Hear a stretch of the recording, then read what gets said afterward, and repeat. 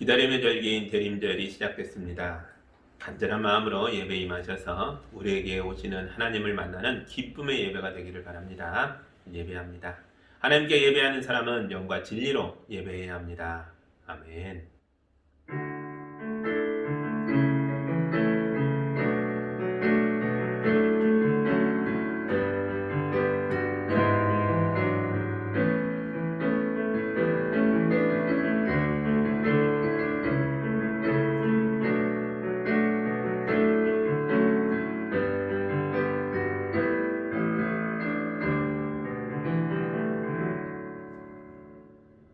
사랑의 하나님, 대림절을 맞아 주님의 음성을 기억합니다. 주님은 광야에서 외치는 이의 소리가 있다. 너희는 주님의 길을 예비하고 그 길을 곧게 하여라. 모든 골짜기는 메우고 모든 산과 언덕은 평평하게 되고 굽은 것은 곧게 하고 험한 것은 평탄하게 해야 할 것이니 모든 사람이 하나님의 구원을 보게 될 것이다 하셨습니다. 이제 예수님의 다시 오심을 기다리며 우리도 마음의 골짜기를 메우고 교만한 마음을 낮추어 주님이 오시는 길을 준비합니다. 성령으로 우리 안에 임하셔서 이 예배가 왕을 경배하는 기쁨의 예배가 되게 하여 주시옵소서. 예수님 이름으로 기도합니다. 아멘. 찬송가 5장 함께합니다.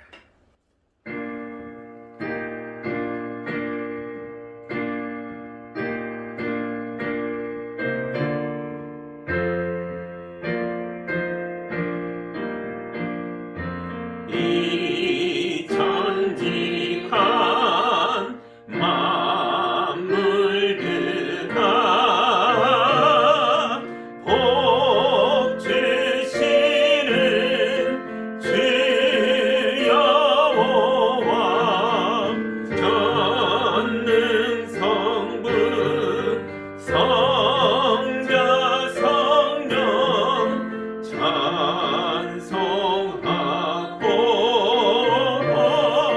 찬송하세.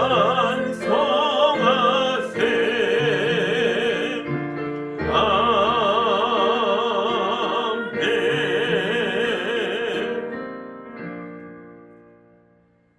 이 시간 함께 기도할 때에 우리 한 주간의 삶을 돌아보며 예배자답지 못했던 것들, 죄로 얼룩졌던 것들, 다시 오실 주님을 만나기에 부끄러운 것들이 있다면 고백하고 용서받는 기도를 함께 드리겠습니다.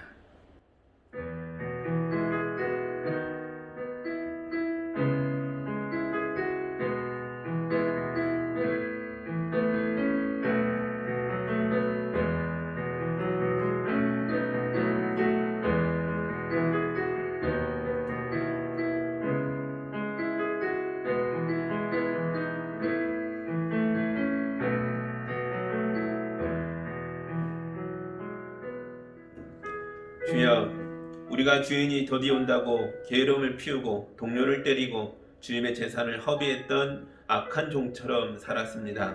눈앞에 보이는 작은 것들을 하나님의 나라보다 더 귀하게 여기며 욕심에 매여서 살았습니다. 다시 오실 예수님을 마음에 담지 못하고 대신 시기, 질투, 미움, 분노를 우리 마음에 담고 살았습니다.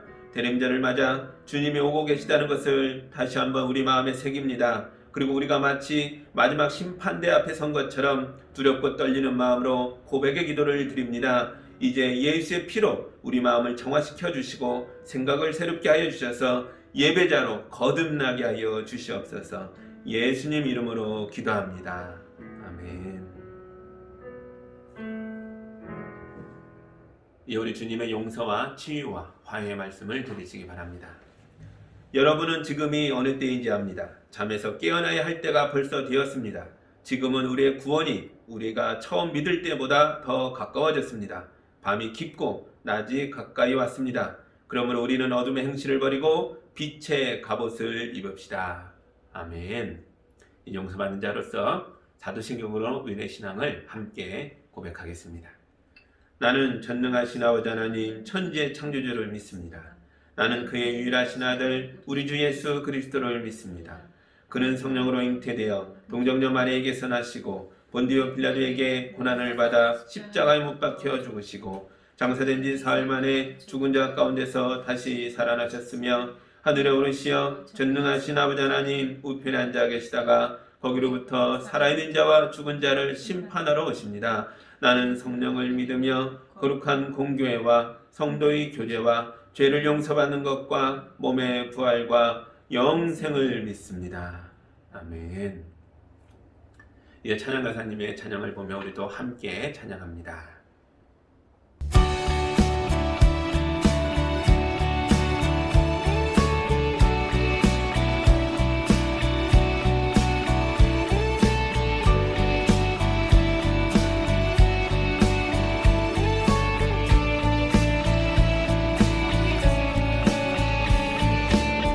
이른 아침에도 늦은 저녁에도 난 언제나 주님 찬양해. 기쁨 넘칠 때도 슬픔 다가와도 난 언제나 주님 찬양해.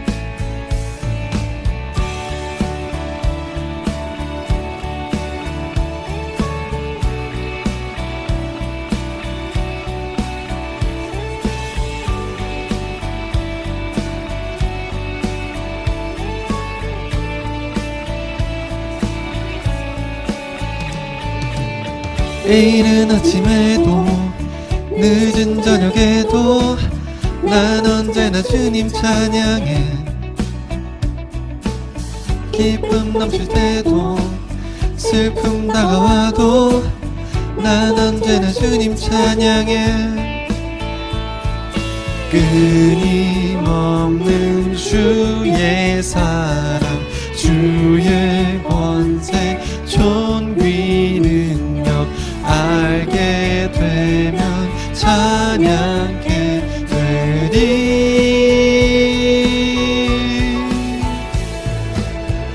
호흡 있는 모든 만물 다 나와서 주 찬양하라. 호흡 있는 모든 만물 다 나와서 주 찬양하라. 호흡 있는 모든 만물 다 나와서 주 찬양하라. 호흡 있는 모든 만물 다 나와서 주 찬양하라.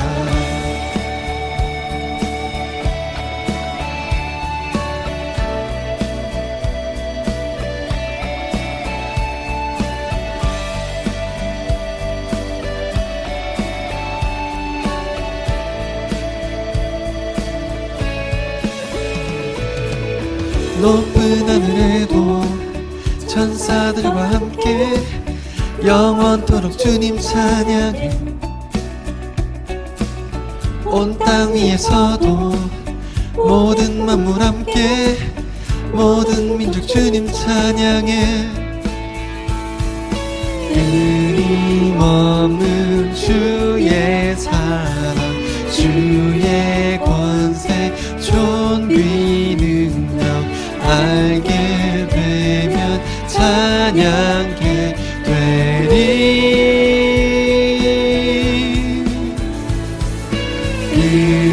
끊임없는 주의 사랑, 주의 권세, 존귀 능력 알게 되면 찬양게 되리.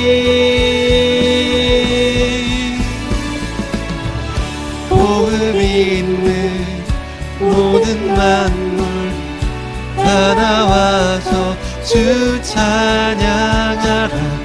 호흡 있는 모든 만물 다 나와서 주 찬양하라.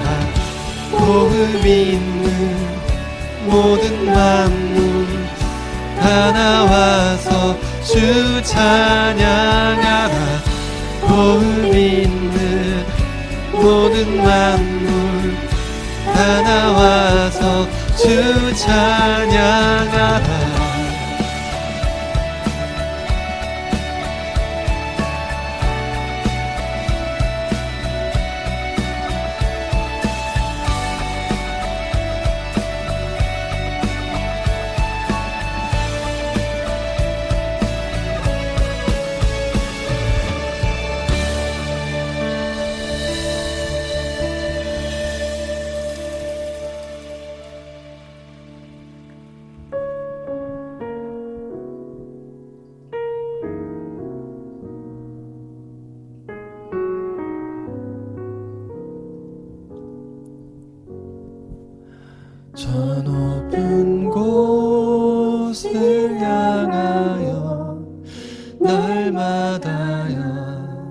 나아갑니다.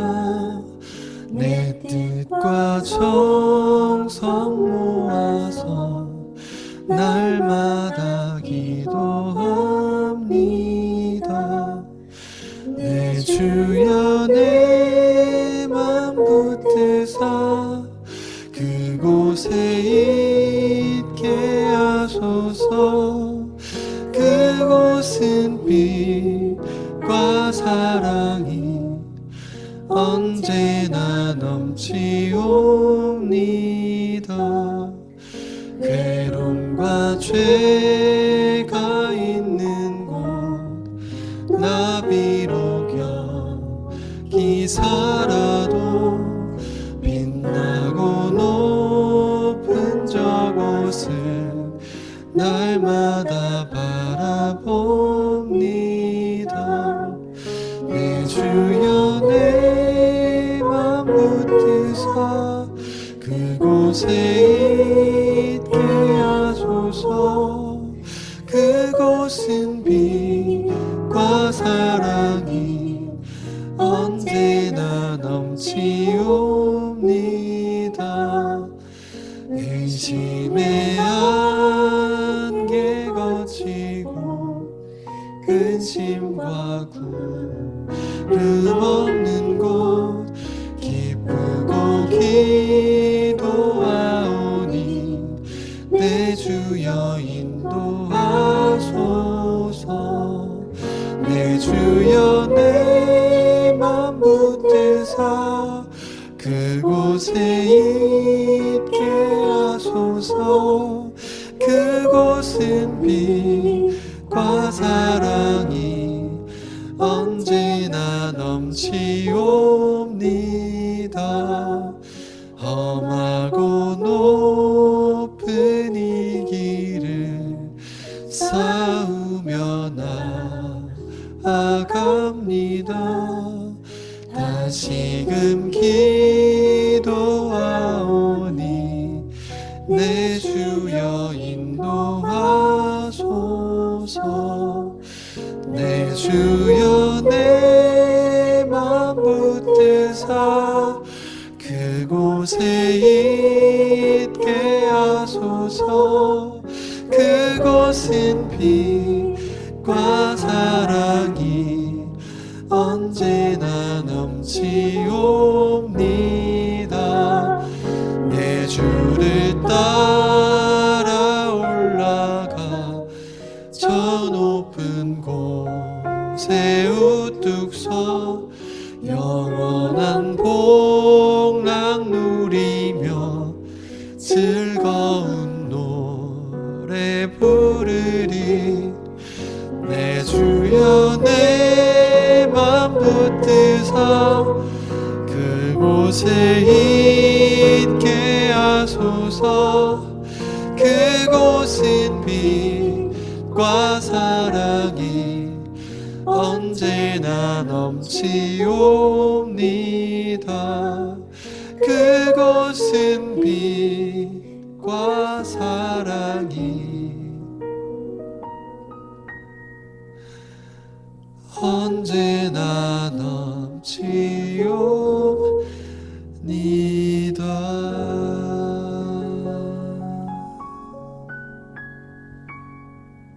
기도하겠습니다.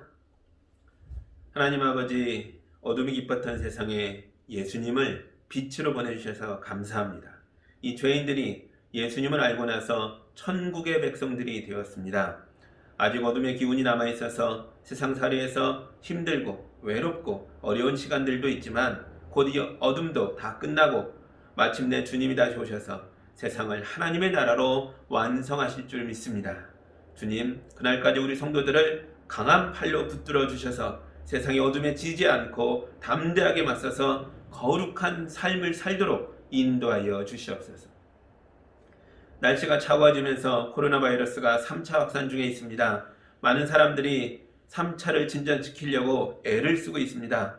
우리도 연말연시에 들뜬 마음을 가라앉히고 차분한 마음으로 기도하면서 주님을 기다립니다. 주여, 속히 오셔서 어둠에 갇힌 세상을 구원하여 주시옵소서. 우리 교회도 주님의 다시 오심을 기다리며 예배당에 주례를 세우고 아름답게 장식하고 등불도 밝혔습니다. 이런 아름다움이 성도들의 가정마다 임하게 되기를 원합니다. 주님께서 밝은 빛으로 모든 성도들의 가정을 신방하여 주시고 모든 성도들의 마음마다 부드럽고 따뜻한 주님의 사랑을 부어 주시옵소서. 성도들의 가정에 양식이 떨어지지 않도록 도와주시고 앞길이 열릴 수 있도록 인도하여 주옵소서. 특별히 수능이 끝났으나 여전히 진학을 위해 고민하며 도전하는 수험생들에게 용기를 북돋아 주시고 마음에 힘을 주셔서 하나하나 차근하게 풀어가는 지혜를 허락하여 주시옵소서.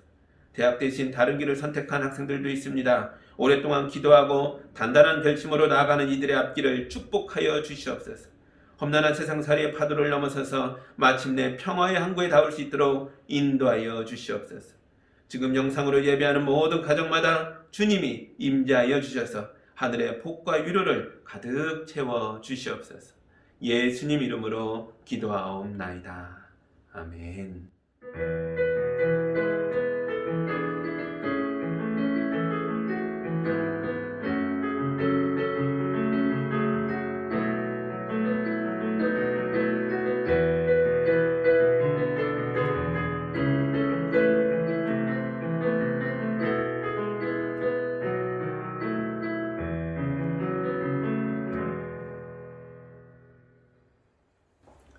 하나님 말씀 같이 봅니다. 오늘 우리에게 주시는 주님의 말씀은 요한복음 3장 22절에서 36절까지의 말씀입니다.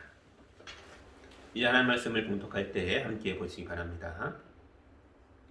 그 뒤에 예수께서 제자들과 함께 유대지방으로 가셔서 거기서 그들과 함께 지내시면서 세례를 주었다. 살렘 근처에 있는 에논에는 물이 많아서 요한도 거기서 세례를 주었다. 사람들이 나와서 세례를 받았다. 그때는 요한이 아직 옥에 갇히기 전이었다. 요한의 제자들과 어떤 유대 사람 사이에 정결 예법을 두고 논쟁이 벌어졌다. 요한의 제자들이 요한에게 와서 말하였다.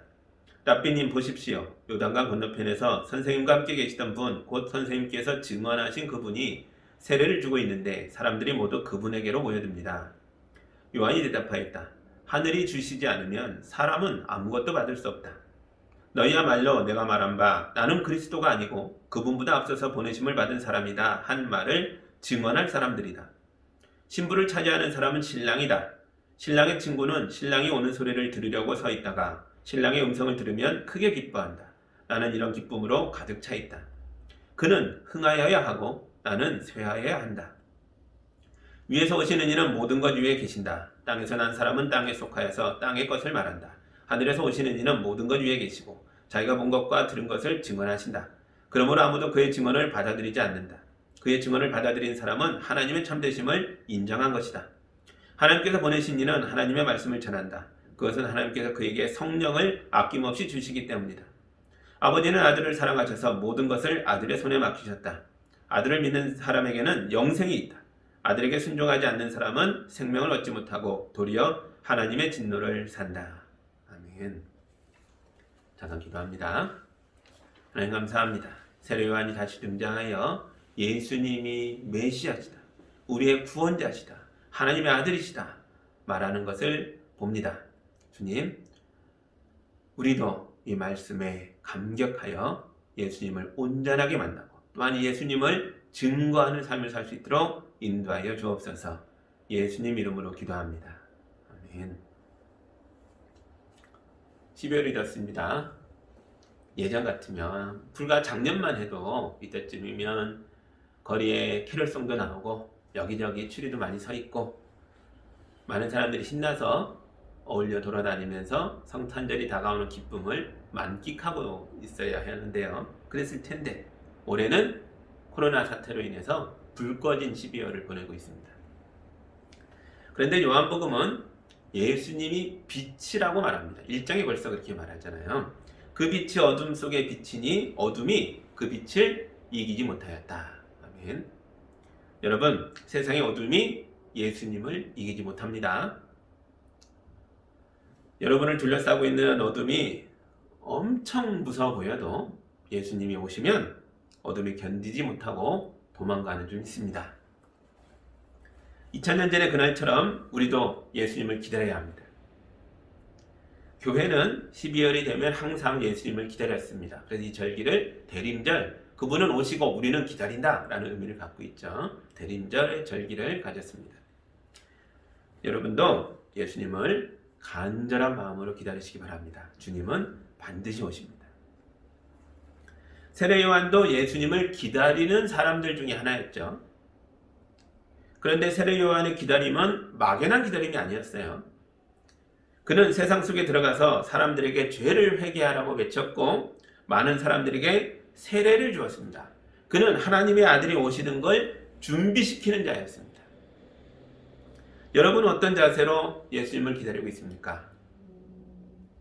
골방에 숨어서 따뜻한 방바닥에 엉덩이를 붙이고 가만히 기다리고 있으면 예수님이 오셔서 모든 걸 알아서 해주시는 건가요? 그런 게 아니죠. 우리의 기다림은 진공 상태에 있는 게 아니에요. 아무것도 없는 공기마저 빠져나간 그런 곳에 우두커니 막연하게 있는 게 아니라는 거죠. 세례 요한의 기다림은 땀 냄새가 진동했죠. 그는 광야를 헤매고 다니며 기도했어요. 그는 물이 있는 곳이랑 요단강이든 오늘 말씀에 나오는 그런 많은 샘들이 있는 곳이든 찾아가서 유대지방 곳곳을 누비며 다니며 많은 사람들에게 하나님의 말씀을 선포했습니다. 그는 어둠 속에 갇혀서 하나님 나라에 가야 하는, 하나님 나라를 향하는 길을 잃어버린 사람들에게 세례를 주며 이 사람들로 하여금 땅이 아니라 하늘을 쳐다보게 했어요. 왜요? 하나님의 아들은 위로부터 오시는 거예요. 어느 날 세례 요한이 요단강가에서 세례를 주다가 깜짝 놀랐죠. 어떤 사람이 자기에게 왔는데 이분에게 세례를 주자 하늘이 열리며 성령이 비둘기처럼 그에게 임하는 걸 보았기 때문입니다. 그때 그는 크게 외쳤죠. 보아라, 이분은 하나님의 아들이시다. 보아라, 이분은 하나님의 어린 양이다. 그 말을 듣고 베드로의 형제 안드레가 예수님을 따랐습니다.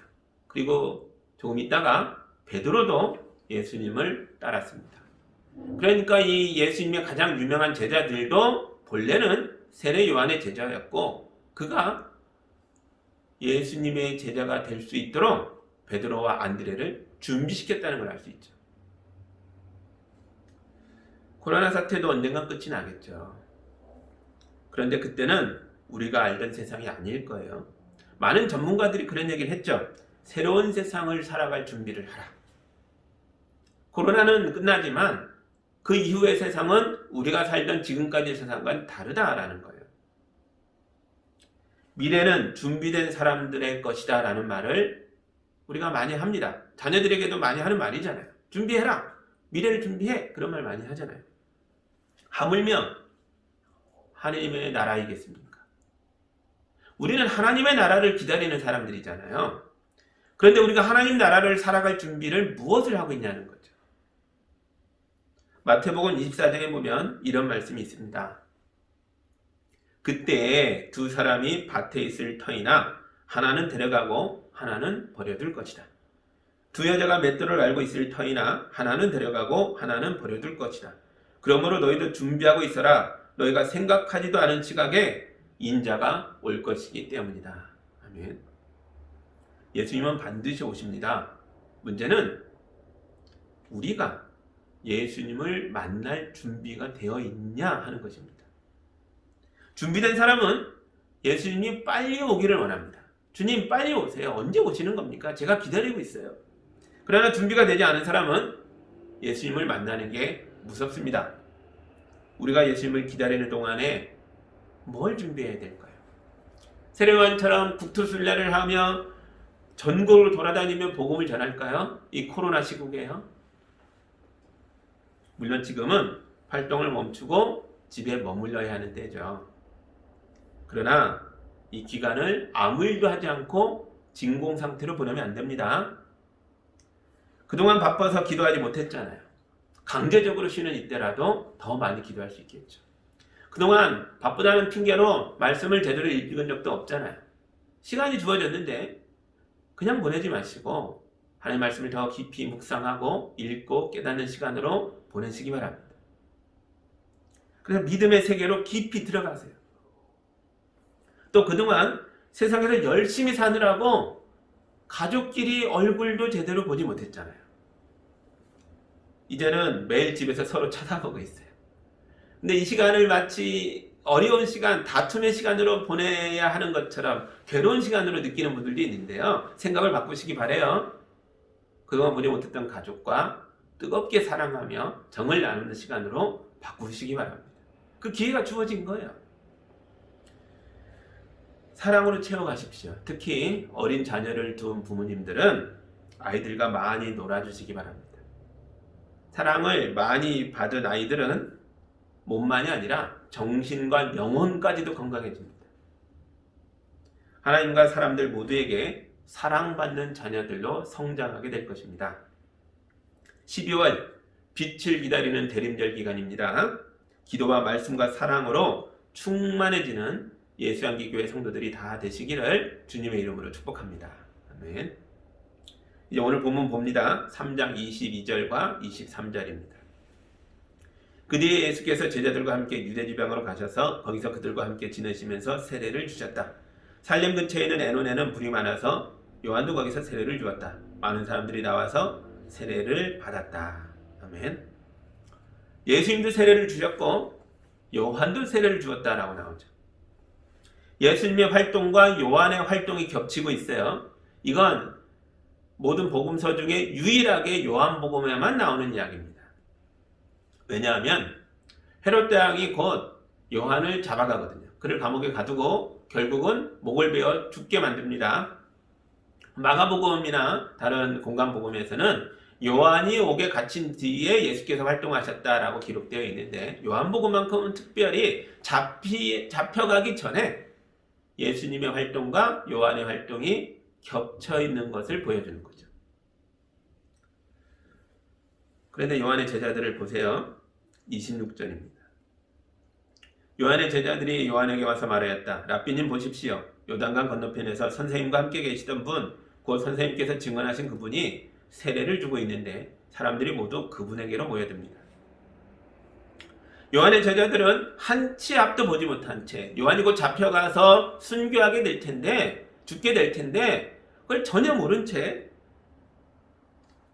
우리 공동체보다 예수 공동체가 더 커지고 있어요. 이걸 질투하고 있는 거예요. 마음에 시기, 질투, 미움이 있는 사람들은 그들의 언어부터가 달라요. 요한은 예수님을 보자 하나님의 아들입니다. 하나님의 어린 양입니다. 이렇게 고백했습니다. 그런데 제자들은 예수님을 요단강 저편에서 만났던 그 사람, 선생님이 증언해 주던 그 사람, 이렇게 말해요. 이게 뭐예요? 의도적으로 예수님을 이름으로조차 부르지 않는 거예요. 예수님의 수준과 격을 우리 선생님보다 못한 사람으로 떨어뜨리고 싶은 마음이 여기 있는 거죠. 질투예요. 또 보세요. 사람들이 모두 다 그에게 갑니다. 이렇게 말하잖아요. 이거 엄청난 과장이죠. 왜요? 지금 요한은 살렘 근처 에논에 에논은 많은 물이라는 뜻인데 거기 물이 많은 곳, 샘들이 많았어요. 거기서 세례를 주고 있는데 지금 요한을 향해서 나와서 세례받고 있는 사람들이 주변에 있었을 거 아니에요. 이들은 다 무시한 채 모두 다 예수에게 갔다라고 과장되게 말한다는 거죠. 화가 나니까, 질투에 눈이 머니까 모든 걸 예수님께 다 뺏겼다, 이렇게 느끼고 있는 거예요.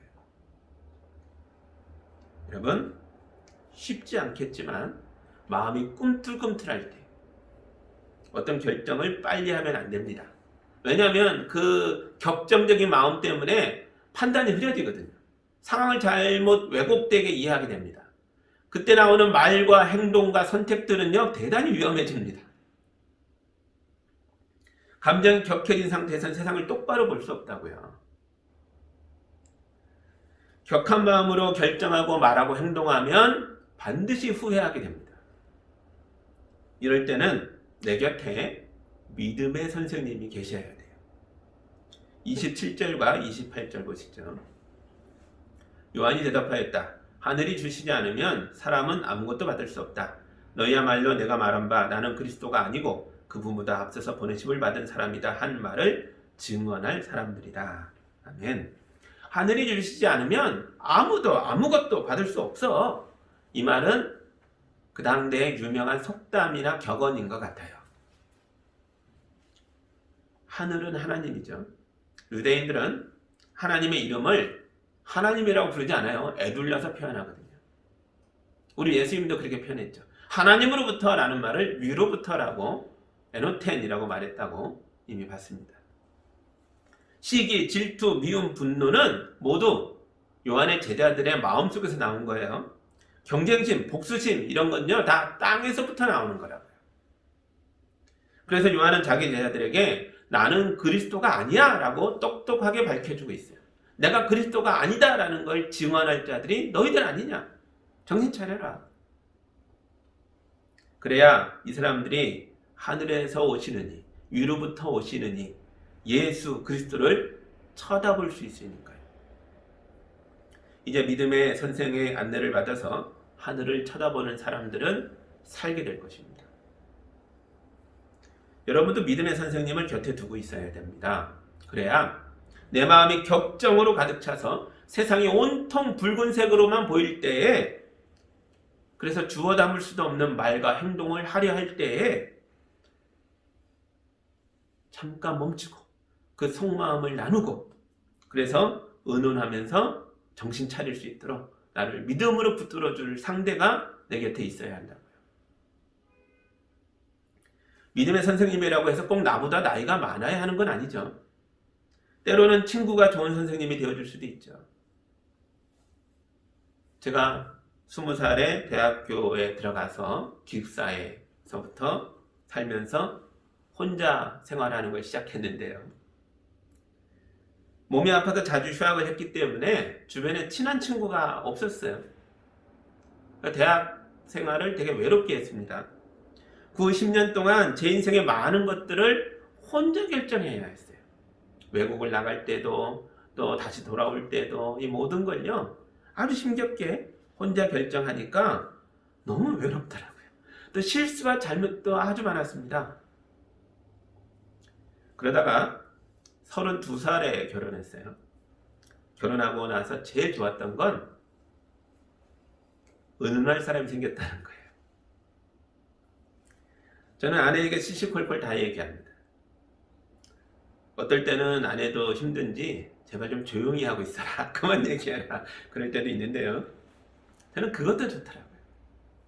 아내가 말해주지 않았다면 제가 얼마나 시끄러운 사람인지를 스스로는 알 수가 없으니까요. 물론 바로 깨닫는 건 아닙니다. 처음엔 삐지기도 하고 씩씩대기도 하다가 점점 아내의 말에 진리가 있다는 걸 깨닫게 되는 거죠. 티격태격해도 곁에 누군가가 있는 게 큰 은혜입니다. 꼭 부부관계만을 얘기하는 게 아니죠. 내 곁에 좋은 친구가 있고 내 곁에 믿음의 상담을 나눌 수 있는 사람이 있는 것이 큰 은혜입니다. 그런 사람을 꼭 곁에 두시기 바라요. 교회가 그런 곳이죠. 서로 이야기를 해야 합니다. 교회 안에는 믿음의 선생님과 믿음의 친구들이 많이 있어요. 이런 좋은 사람들을 어디 가서 이렇게 많이 만날 수 있겠습니까? 이 공동체가 하나님이 나에게 허락하신 귀한 선물임을 기억하시기 바라요. 믿음의 말로 서로를 격려해 주십시오. 하나님의 말씀으로 서로를 붙들어 주시고 서로를 깨달을 수 있도록 도와주시기 바랍니다. 내 친구와 가족과 이웃이 땅의 생각에서 벗어나서 하늘을 쳐다보며 살 수 있도록, 위로부터 오시는 높이 달리신 예수의 은혜를 바라보며 구원받을 수 있도록 우리가 서로 도와줘야 합니다. 저도 그래요. 제가 목사로서 제일 기쁘고 흥분되는 순간이 언제일까요? 나 진짜 목사하기 잘했다 이렇게 느낄 때가 언제였을까요? 사람들에게 인기가 높아졌을 때일까요? 우리 교인들이 목사님 하면서 저에게 엄청 잘해줄 때 야 목사하기 잘했다 그런 생각이 드는 걸까요? 제 책이 많이 팔려서 야 목사인데 소설도 쓰네 유명한 작가가 되면 제가 그때가 제일 행복하다 이렇게 느낄까요? 다 좋은 일들이지만 그것이 제일 기쁘고 흥분되는 순간은 아니에요. 제 인생에서 정말 기쁘고 흥분되는 목사하기 잘했다라고 느끼는 순간들은요, 마음의 고통으로 슬프고 어둡고 찌그러진 표정을 가진 분이 예수님을 믿고 나서 제가 전해주는 이 말씀에 마음에 감동이 있고, 그래서 변화가 일어나면서 그분의 얼굴이 해처럼 빛나는 걸 보게 됐을 때, 그때가 제일 흥분되고 기쁘고 감격스러운 순간이에요. 그걸 볼 때는요, 야, 나 진짜 목사 되길 잘했다, 이런 생각이 들어요. 세례 요한도 이런 흥분으로 가득 차 있습니다. 29절과 30절 보시죠. 신부를 차지하는 사람은 신랑이다. 신랑의 친구는 신랑이 오는 소리를 들으려고 서 있다가 신랑의 음성을 들으면 크게 기뻐한다. 나는 이런 기쁨으로 가득 차 있다. 그는 흥하여야 하고 나는 쇠하여야 한다. 아멘. 이 구절에는 구약 성경의 정신이 강하게 들어있어요. 구약 성경에선 하나님이 신랑이고 하나님의 백성은 신부라고 말합니다. 여러 곳에서 이런 정신을 표현하고 있죠. 요한은 이런 배경 속에서 예수님을 우리의 신랑이다라고 말합니다. 이게 무슨 뜻이에요? 예수님은 하나님이시며 우리의 왕이시며 우리를 구원하러 오시는 메시아시다. 이런 분명한 선언입니다. 신랑은 예수다. 신랑은 예수다. 하나님 신랑이잖아요. 예수는 하나님이다. 이 선언입니다. 그런데 자기는 뭐래요? 나는 신랑의 친구다 라고 말해요. 신랑의 들러리라는 거예요. 그게 자기 역할이라는 거예요. 결혼식에서 신랑의 친구들이 하는 게 뭡니까? 사회를 보고 축가를 부르고 여러 이벤트를 하면서 내 친구의 결혼식이 정말 아름답고 행복하고 기쁘게 잘 진행되기를 바라는 거예요. 그걸 돕는 거죠. 이게 친구들이 하는 거죠. 제가 신학교 다닐 때 작은 소형차를 끌고 다녔어요.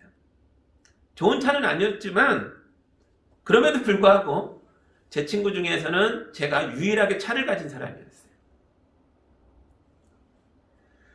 그래서 제 친구들이 결혼할 때마다, 조금 일찍 결혼한 친구들이 있잖아요. 그들의 결혼식에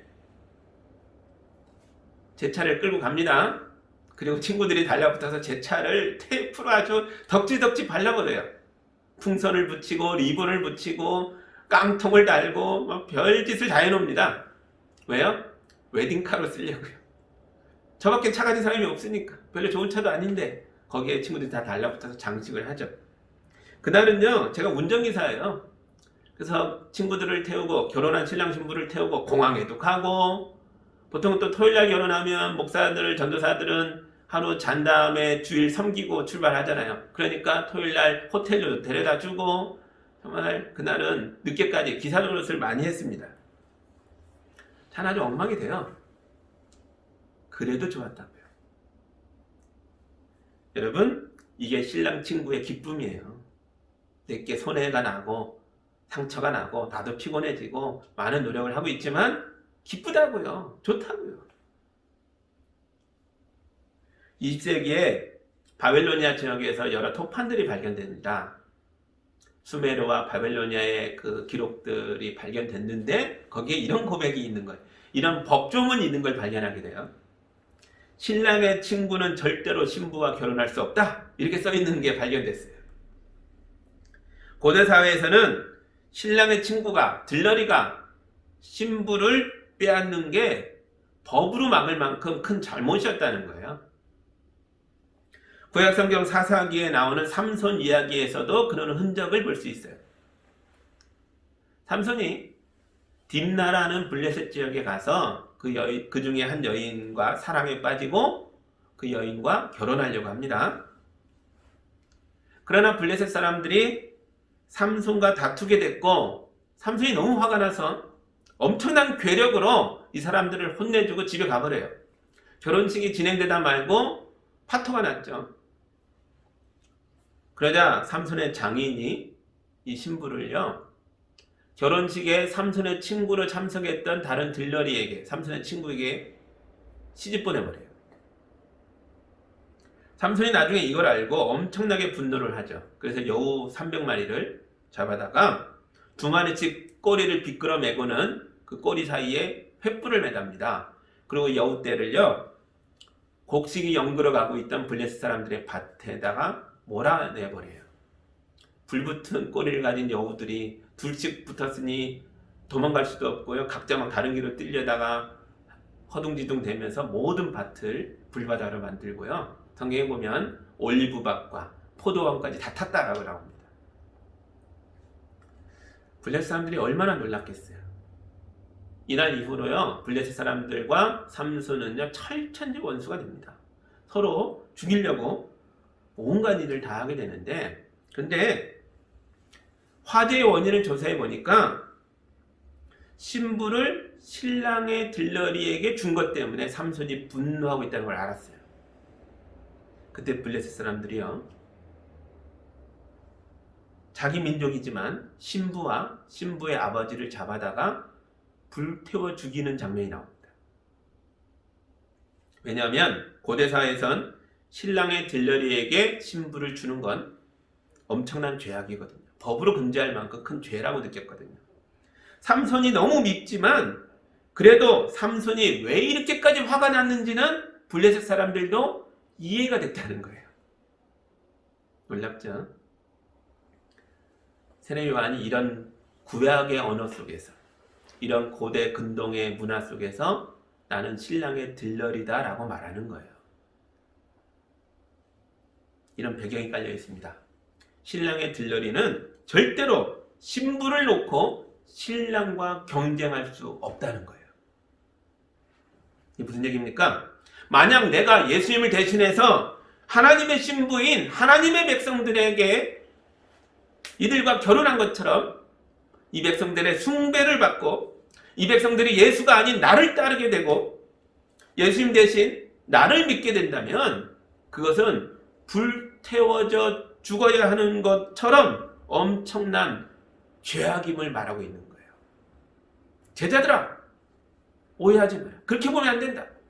예수는 흥하여야 되고 나는 쇠하여야 된다. 내가 예수의 자리를 차지하면 나는 신랑의 들러리인데 이건 엄청난 죄악이다. 이것을 증언할 자들이 바로 너희들 아니냐, 이 말이에요. 뭐예요? 제자들조차도 나를 믿지 말고 예수님을 믿으라, 이 고백이에요. 그는 흥하여야 하고 나는 쇠하여야 한다. 세례 요한의 마음속에는요, 예수님에 대한 경쟁심이 전혀 없어요. 신랑의 친구의 기쁨만 있는 거죠. 예수가 주목받는 이때가 나는 사역을 내려놓고 내리막길로 가야 할 때라는 걸 분명히 하고 있어요. 그리고 정말 그의 말대로 조만간 그는 잡히고 순교하게 됩니다. 단순히 개인의 이야기가 아닙니다. 역사의 무대에서 중심 인물이 세례 요한에서 예수님으로 바뀌고 있는 이 장면은 하나님의 구원의 역사에서 중대한 전환기가 시작됐다는 걸 보여주고 있는 거예요. 그래서 세례 요한은 기쁜 마음으로 자기의 내리막길을 걸어가고 있습니다. 해가 뜨기 전에 동쪽에 달만큼 밝은 별이 하나 나오죠. 샛별입니다. 금성이죠. 달 다음으로 밤하늘의 가장 밝은 별이에요. 우리 이 밝은 별을 보고 해가 곧 뜬다는 걸 알 수 있어요. 그리고 마침내 해가 뜨면 샛별은 없어집니다. 찬란한 태양빛에 사라지는 거예요. 저는 제 목회 사역이 이랬으면 좋겠어요. 여러분의 마음이 캄캄할 때 말씀을 선포하는 샛별로 떴다가 마침내 여러분이 예수 그리스도라는 찬란한 태양을 나의 신랑으로 맞아들이고 거룩한 하나님의 신부가 됐을 때 이 아름다운 결혼식을 보면서 저는 커다란 기쁨 속에서 조용히 사라지면 좋겠습니다. 저는 이게 그리스도인들의 삶의 태도라고 믿고 있어요. 목사로서만이 아니라 우린 그렇게 살아야 한다고요. 많은 사람들에게, 캄캄한 어둠에 있는 사람들에게 샛별처럼 떠서 말씀을 전하고 예수님을 증거하다가 마침내 이 사람들이 예수님을 만나고 믿고 아름다운 신부로 신랑 되신 예수와 하나가 되어갈 때 우린 사라져야 한다고요. 누군가의 샛별이 되어주시기 바랍니다. 그래서 그도 찬란한 태양이며 참 신랑이신 예수님을 만나서 하나님의 나라를 살 수 있도록 안내해 주세요. 이 그리스도인들의 소명이고 사명이고 살아가는 방식이죠. 내가 영광 받으려고 사는 거 아니잖아요. 우리 하나님 나라를 위해 삽니다. 이제 요한복음 3장의 이야기를 마무리하면서 이 요한복음의 저자는 마지막으로 힘을 주어서 예수님을 믿으라고 권면합니다. 35절과 36절이에요. 아버지는 아들을 사랑하셔서 모든 것을 아들의 손에 맡기셨다. 아들을 믿는 사람에게는 영생이 있다. 아들에게 순종하지 않는 사람은 생명을 얻지 못하고 도리어 하나님의 진노를 산다. 아멘. 굉장히 심플한 고백이지만 이게 우리 기독교의 핵심이라고요. 여러분, 예수님을 믿으십시오. 그에게는 영생이 있고 구원이 있습니다. 이거죠. 예수를 믿으라. 이거는 단순한 선택 사항이 아니에요. 믿어도 되고 안 믿어도 되고 그런 게 아닙니다. 필수예요. 반드시 믿어야 한다는 거죠. 여러분이 살려면 예수님을 믿어야 합니다. 지금 대림절 기간이에요. 예수님을 기다리는 절기입니다. 코로나 전국 때문에 집에 갇혀 있지만 오히려 지금이 예수님을 만날 기회라고 믿으시기 바랍니다. 여러분의 골방에서 기도와 말씀과 사랑의 교제를 통해 예수님을 믿는 믿음으로 더욱더 깊어져서 여러분 모두 아름다운 신부가 되어 하나님의 나라를 유업으로 누리게 되기를 예수님 이름으로 축복합니다. 아멘. 함께 기도합니다. 하나님 감사합니다. 세례 요한의 이 뜨거운 외침, 또한 신랑의 들려질서의 이 놀라운 감격, 이 모든 걸 우리가 보았습니다. 이게 그리스도인이 걸어가야 할 길임을 깨닫습니다. 주님, 우리도 예수님을 증거하는 샛별이 되게 하시고 예수님의 찬란한 태양과 같은 빛 속에서 사라지며 기쁨을 누리는 은혜가 될 수 있도록 도와주옵소서. 또한 우리 자신이 예수와 결혼하는 아름다운 신부가 되어 하나님 나라를 누리며 살아갈 수 있도록 축복하여 주시옵소서. 예수님 이름으로 기도합니다. 아멘.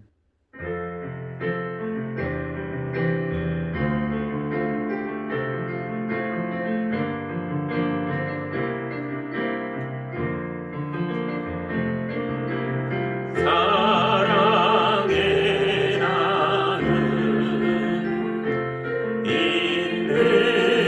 있는 곳에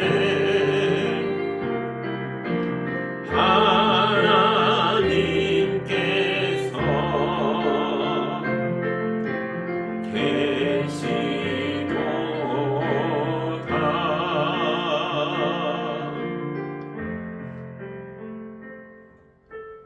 사랑의 하나님 아버지 감사합니다. 아버지 하나님, 우리 성도들에게 복의 복을 더해 주시고 은혜를 내려 주시고 힘 있게 살아갈 수 있도록 축복하여 주고 계시는 줄 믿습니다. 우리 성도들 어렵고 힘든 세상을 살고 있지만 주님의 은혜를 붙잡고 살아갑니다. 주님, 일터가 흔들려도 믿음으로 도전할 때에 앞길이 열리는 줄 믿습니다. 성도들의 길을 열어주시고 심고 가꾸는 모든 것들이 풍성한 열매가 될 수 있도록 도와주시옵소서. 아름다운 예물을 주님께 올려드립니다. 주님 예물을 통해 영광 받아주시고 주님의 몸된 교회가 든든히 서게 하시고 이 아름다운 공동체가 밖으로 흘러나가는 풍성한 샘물처럼 되어 이웃을 도와주는 거룩한 하나님의 나라의 인도자가 될 수 있도록 축복하여 주시옵소서. 우리 어린 자녀들 축복하여 주셔서 이 아이들 풍성한 은혜 가운데 누리며 살아갈 수 있도록 인도하여 주옵소서.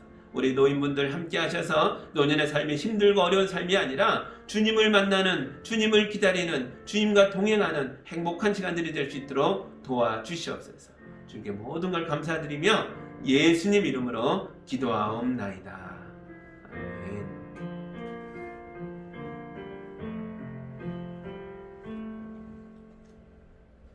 교회 소식이 있습니다. 지난주, 이번주 이렇게 두 주를 예배를 영상으로만 드리려고 했었는데 이러면 좀 진정될 줄 알았는데 코로나 상황이 더 확산되고 있는 형태를 보이고 있어서요. 어제 장로들과 의논하고요. 두 주 더 비대면 예배만 드리는 거로 결정했습니다.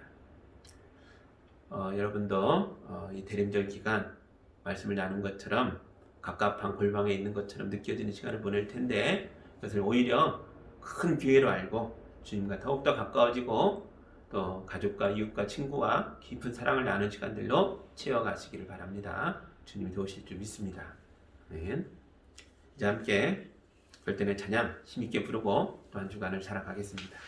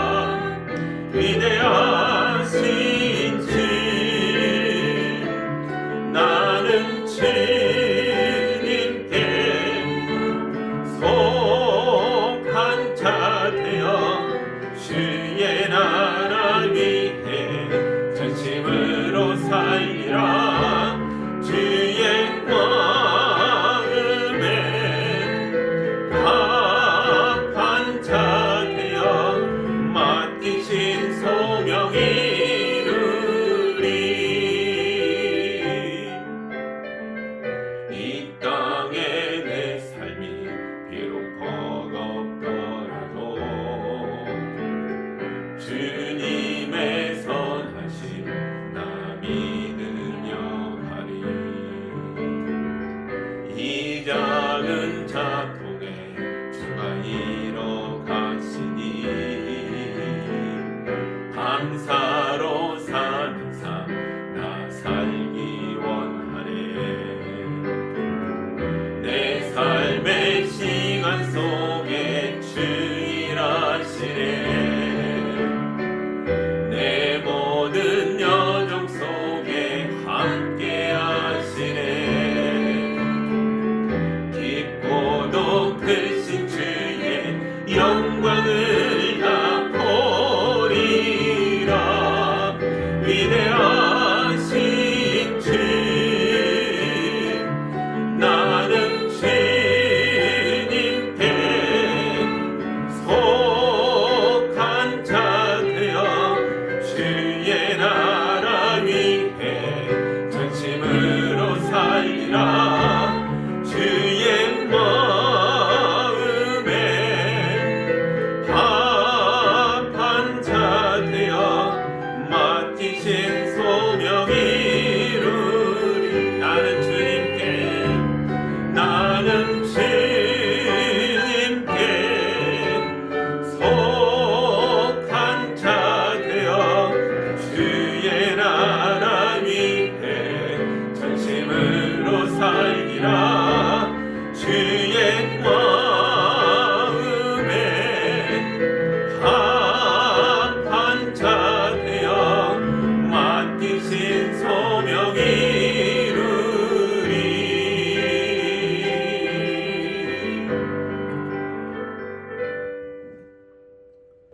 이제는 세상 마지막 날 다시 오실 예수님을 간절히 기다림으로 쳐다보는 우리 성도들을 위해 지금도 부지런히 우리를 향해 달려오고 계시는 예수 그리스도의 은혜와 하나님 아버지의 크신 사랑하심과 성령님의 인도하심과 교통하심이 눈을 들어 위를 보며 하늘을 보며 높이 달린 예수님을 바라보며 이 험한 세상 발딛고 살아가는 성도들과 그들의 삶의 모든 영역 위에 이제로부터 영원까지 함께 하시기를 간절히 축원하옵나이다. 아멘.